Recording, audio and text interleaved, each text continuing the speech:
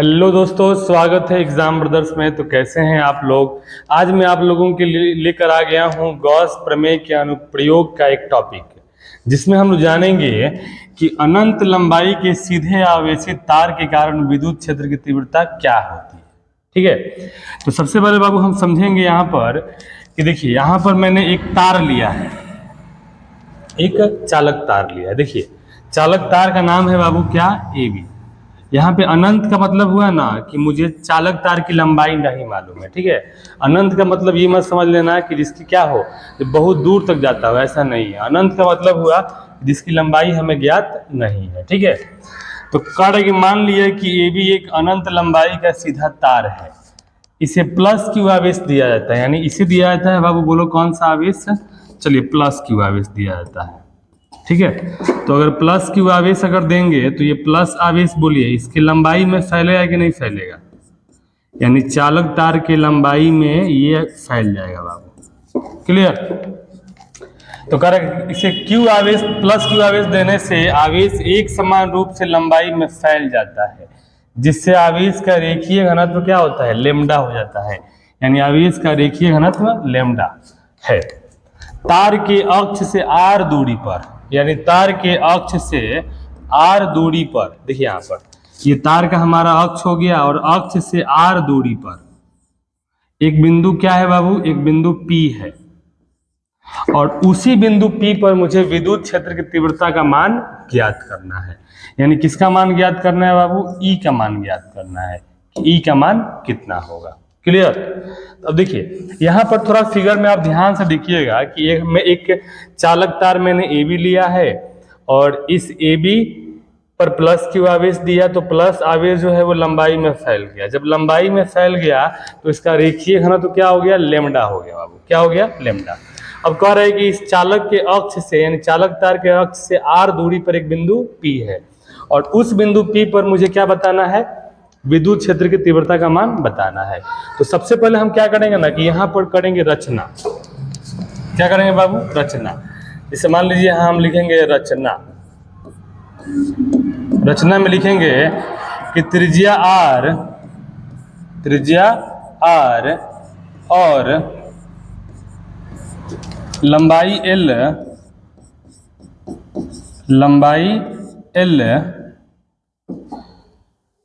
देखिए त्रिज्या R और लंबाई L, त्रिज्या R और लंबाई L वाले एक बेलन की कल्पना करते हैं। बेलन की कल्पना करते हैं। ठीक है, यानी कल्पना करना है बाबू। ठीक है ना, कल्पना करते हैं यानी इमेजिन करना है आपको। ठीक है, फिगर में बनाना नहीं है, क्या करना है, इमेजिन करना है। देखो, आर त्रिज्या और एल लंबाई, मान लीजिए बाबू यहाँ से ये आपका क्या है, कुछ इस तरह से, और इधर भी ये कुछ इस तरह से, और ये आपका क्या है बोलिए, बेलन है बाबू।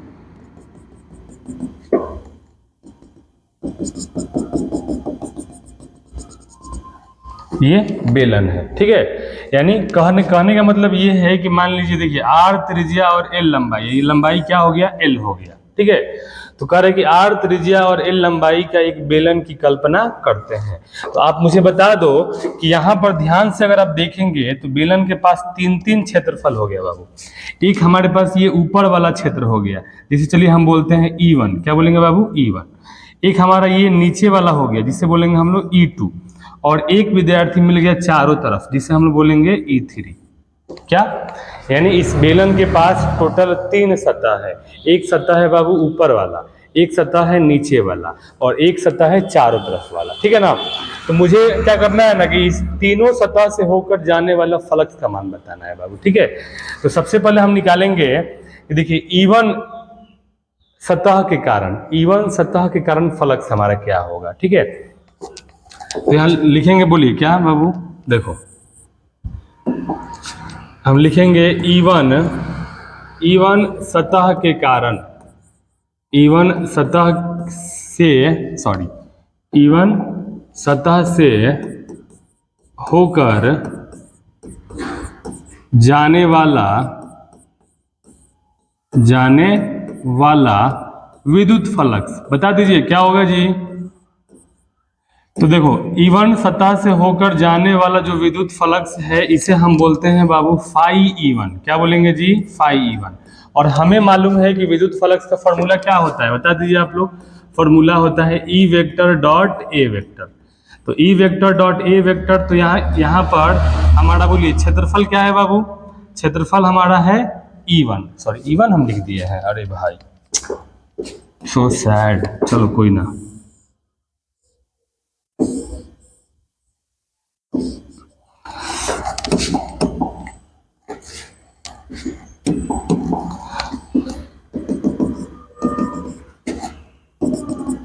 चलिए इसे हम लोग बोलेंगे बाबू, चलो A1, क्या बोलेंगे जी? A1।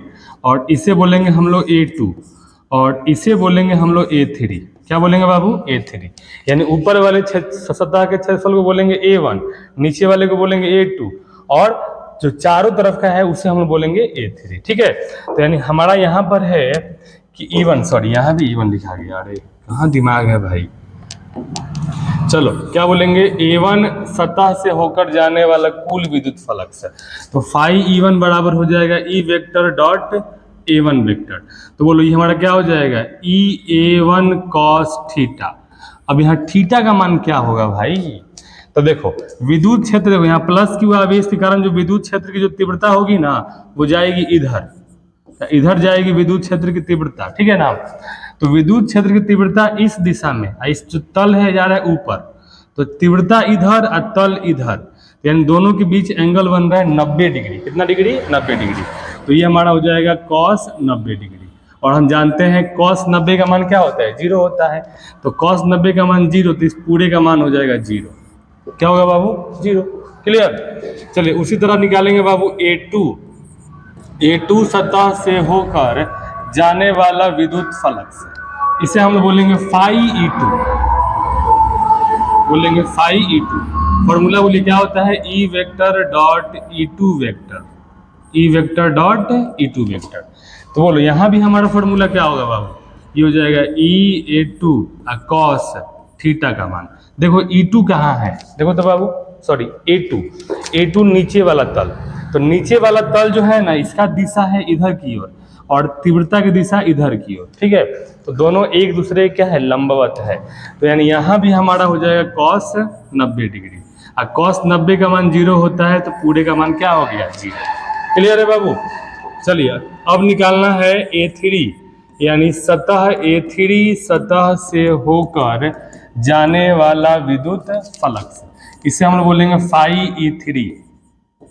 तो फाई E3 बराबर बोलिए क्या होगा? E vector dot A3 vector, A3 vector. Clear? अब यहाँ ध्यान दीजिए E और A3 cos थीटा का मान क्या होगा? यहाँ पे होगा 0 डिग्री। कैसे बाबू बता दो मुझे। देखो ये जो चारों तरफ का जो तल है ना इसका दिशा भी वही है और तीव्रता की दिशा भी वही है, तो दोनों की दिशा एक ही दिशा में है, तो यानी यहाँ पर एंगल क्या बनेगा? 0 डिग्री। तो यानी यहाँ पर हमारा हो जाएगा cos, बता दीजिए cos 0 डिग्री। तो आप यहाँ देख सकते हैं ये हमारा हो जाएगा E गुने E3। अब E3 का मान क्या होगा बाबू? देखो यहाँ पर मैंने एक चीज यहाँ छोड़ दिया है कि A1 का मान क्या होगा, A2 का मान क्या होगा, और फिर A3 का मान क्या होगा। तो अगर आप बेलन के बारे में अगर ध्यान पढ़े होंगे तो आपको मालूम होगा कि देखिए ऊपर वाला है बेलन का आधार क्षेत्रफल, तो ऊपर वाला हमारा हो जाएगा पाई आर स्क्वायर। बोलिए A2 मतलब नीचे वाला, ये भी हमारा हो जाएगा पाई आर स्क्वायर, ये भी आधार क्षेत्रफल है। क्लियर? और जो चारों तरफ वाला है वो है बेलन का वक्र पृष्ठीय क्षेत्रफल, जिसका फॉर्मूला होता है 2 पाई आर एल। यानी यहाँ पर लंबाई L है तो क्या हो जाएगा? 2 पाई आर एल। तो बता दो बाबू A3 का मान क्या होगा? A3 का मान हो जाएगा 2 पाई आर एल। जानते हैं cos 0 का मान क्या होता है? 1 होता है। तो बोलिए हमारा फाई E3 बराबर क्या हो जाएगा? E गुने 2 पाई आर एल। तो यहाँ लिखेंगे इसलिए कुल विद्युत फ्लक्स, कुल विद्युत फ्लक्स बता दीजिए। तो कुल विद्युत फ्लक्स फाई E बराबर, देखिए सभी फ्लक्स को हम जोड़ेंगे बाबू, ठीक है ना। तो फाई E बराबर हमारा हो जाएगा phi E1 plus phi E2 plus φe3। ठीक है, अब देखो φe बराबर क्या हो जाएगा बता दीजिए आप लोग। देखिए φe1 का मान देखो क्या है बाबू 0, इसका मान 0, प्लस φe2 का मान भी 0, अब प्लस φe3 का मान देखिए क्या है, φe3 का मान है e गुने 2πrl, 2πrl। क्लियर, तो मुझे मिल गया φe बराबर क्या मिल गया बाबू बता दो, हमें मिल गया e गुने 2πrl। इसे बोलेंगे हम लोग समीकरण नंबर 1। ठीक है, लेकिन हम लोग यहाँ गॉस के प्रमेय का उपयोग कर रहे हैं, ठीक है ना। तो आगे हम लोग लिखेंगे बाबू गॉस के प्रमेय से। हम जानते हैं गॉस के प्रमेय से, तो बोलिए गॉस के प्रमेय से, बोलिए गॉस का प्रमेय क्या होता है जी। तो मैंने आपको बताया हुआ है, गॉस का प्रमेय होता है φe बराबर q बटा एप्सिलॉन नॉट, q बटा एप्सिलॉन नॉट, समीकरण नंबर 2।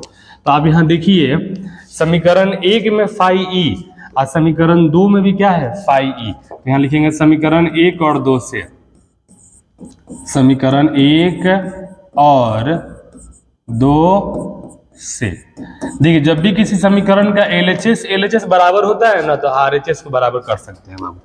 तो बोलो इसमें समीकरण का RHS क्या है, E गुने 2πrl, तो ये हमारा हो जाएगा E गुने 2πrl बराबर, बोलो यहाँ पे क्या दिया है बाबू, Q बटा एप्सिलॉन नॉट। ठीक है, अब एक बात यहाँ समझना है आपको ध्यान पूर्वक, देखिए यहाँ पर आवेश का जो रेखीय घनत्व है ना वो लेमडा है, क्या है लेमडा।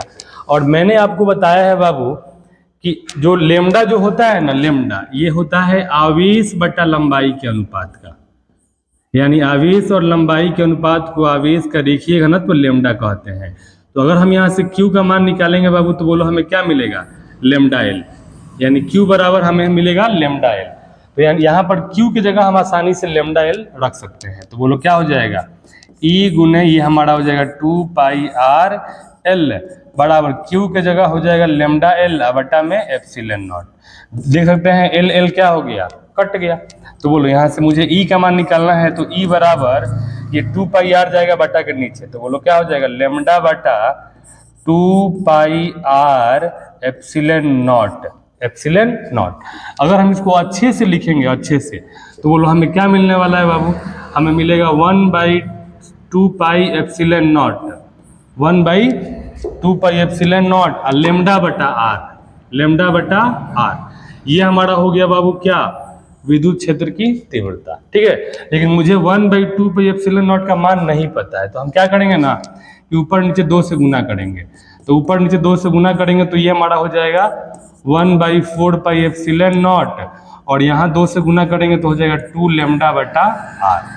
और ये हमारा हो गया बाबू क्या, कि अनंत लंबाई के सीधे चालक तार के कारण, ठीक है, विद्युत क्षेत्र की तीव्रता का फॉर्मूला। ठीक है ना, यानी यहाँ पर 2 लेमडा बटा आर होता है। ठीक है बाबू, तो आप यहाँ समझ सकते हैं, देखिए फिगर में आप यहाँ समझ लीजिए कि ये आपका क्या है, एक अनंत लंबाई का चालक तार है और इसके अक्ष से आर दूरी पर यहाँ बिंदु P है। इस बिंदु P पर विद्युत क्षेत्र की जो तीव्रता का मान होता है वो क्या होता है, E बराबर 1/4π एप्सिलॉन नॉट 2 लेमडा बटा आर, या फिर E बराबर 1/2π एप्सिलॉन नॉट लेमडा बटा आर। यानी कहने का मतलब ये है कि ये हमारा चालक तार है और इस चालक तार से आर दूरी पर अगर यहाँ पर कोई बिंदु P है, तो उस बिंदु P पर विद्युत क्षेत्र की जो तीव्रता का मान होगा ना वो क्या होगा, 1/2π एप्सिलॉन नॉट लेमडा बटा क्या होगा, आर होगा। कब, जब इसको प्लस क्यू आवेश देंगे और ये प्लस आवेश से इस चालक तार का रेखीय घनत्व तो क्या हो जाएगा, लेमडा हो जाएगा। क्लियर, तो मुझे उम्मीद है ये टॉपिक आपको समझ में आया होगा। थैंक यू, धन्यवाद।